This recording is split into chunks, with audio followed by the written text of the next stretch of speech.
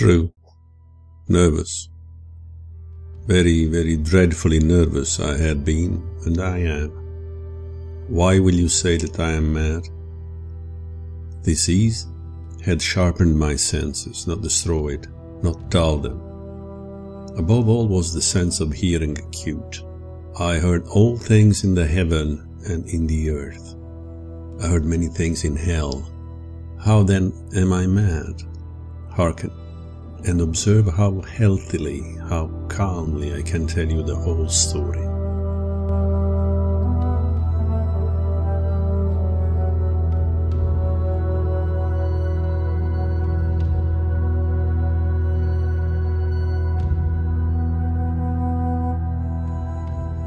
It is impossible to say how first the idea entered my brain, but once conceived, it haunted me day and night. Object there was none. Passion there was none. I loved the old man. He had never wronged me.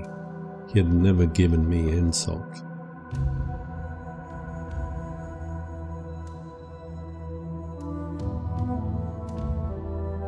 For his gold I had no desire. I think it was his eye. Yes, it was this. He had the eye of a vulture, a pale blue eye with a film over it. Whenever it fell upon me, my blood ran cold. And so by degrees, very gradually, I made up my mind to take the life of the old man, and thus rid myself of the eye forever. Now this is the point. You fancy me mad. Madmen know nothing, but you should have seen me. You should have seen how wisely I proceeded, with what caution, with what foresight, with what dissimulation I went to work. I was never kinder to the old man than during the whole week before I killed him. And every night, about midnight, I turned the latch of his door and opened it, oh so gently. And then, when I had made an opening sufficient for my head, I put in a dark lantern, all closed that no light shone out, and then I thrust in my head.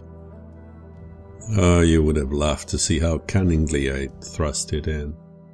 I moved it slowly, very, very slowly, so that I might not disturb the old man's sleep. It took me an hour to place my whole head within the opening so far that I could see him as he lay upon his bed.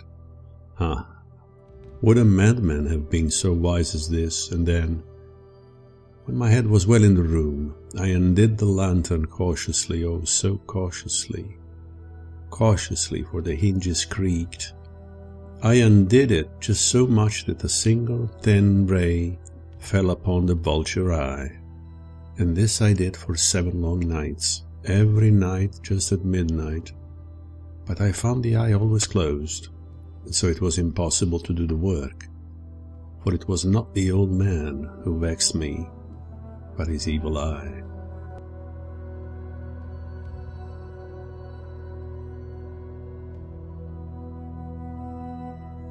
And every morning, when the day broke, I went boldly into the chamber and spoke courageously to him, calling him by a name in a hearty tone, and inquiring how he had passed the night.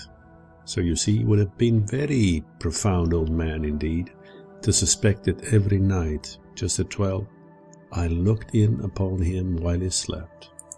Upon the 8th night I was more than usually cautious in opening the door. A watch's minute hand moves more quickly than did mine. Never before that night I had felt the extent of my own powers, of my sagacity. I could scarcely contain my feelings of triumph to think that there I was, opening the door little by little, and he not even to dream of my secret deeds or thoughts. I fairly chuckled at the idea, and perhaps he heard me, for he moved on the bed suddenly, as if startled. Now you may think that I drew back, but no. His room was as black as pitch with a thick darkness, for the shutters were close fastened through fear of robbers, and so I knew that he could not see the opening of the door, and I kept pushing it on steadily. I had my head in and was about to open the lantern when my thumb slipped upon the tin fastening, and the old man sprang up in bed, crying out, "Who's there?" I kept quite still and said nothing. For a whole hour I did not move a muscle, and in the meantime I did not hear him lie down. He was still sitting up in the bed listening, just as I have done night after night, hearkening to the death watches in the wall.